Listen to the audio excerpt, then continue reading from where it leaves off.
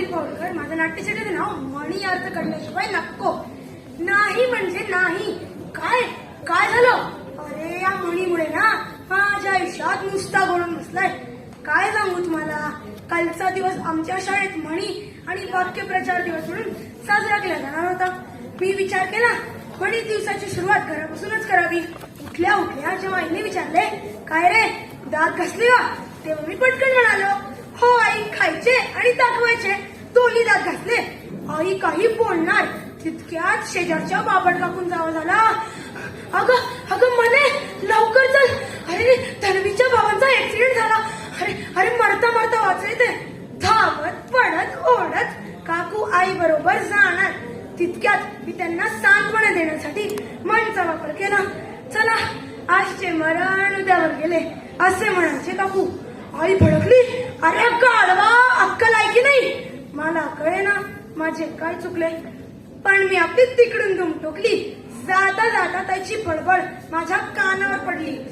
हा मेला टाक जातच नाही, काही कामाचं नाही या जवळ. मी म्हणालो अगं ताई म्हणच अशी आहे की मन नाही निर्मळ तर काय करीत साबण. अरे ताई भडकली. अरे मारायला धावली. कस तरी वाचलो. आता शाळेच्या पहिले जेवत होतो तेव्हा आजी म्हणते कशी, अरे बाळा भाताची शिते असं सांडू नाही. मी म्हणालो अगं आजी असतील शिते तर नाचतील भूते, सांडू दे देडशी. आजी मला तोंडाच बघत राहिली.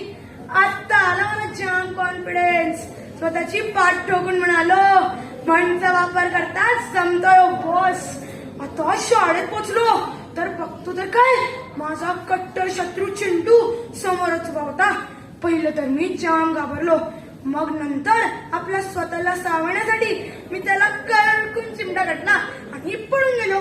पण काय म्हणावं दुर्दैव माझे, आमच्या पीटी सरांनी पाहिलं, रागवले माझ्यावर. मी त्यांना संतपणे म्हणालो सर म्हणच अशी आहे ना, अंगात नाही पड तर चिमटा काढून पड. सर गुरकावले. थांब रे दाखवतो तुला माझा बळ. तेवढ्यात घंटा वाजली. माझे नशीब मी वाचलो. पण सगळ्या ठिकाणी नक्षी सोबत असेल असं नाही ना. आता काय सांगू तुम्हाला. पहिलाच तास विज्ञानाचा होता. आल्या आल्या बाईंनी विचारले, बाई नाही मुलांनी विचारले, बाई नारळात पाणी कसे राहते. माझा मणिज्ञान पटकन जिभेवर आला. मी म्हणालो सोप्पं आहे, देवाची कळणी पाणी नारळात पळणी. सगळा वर्ग खदा खद असायला लागला. मला कळे ना काय झालं.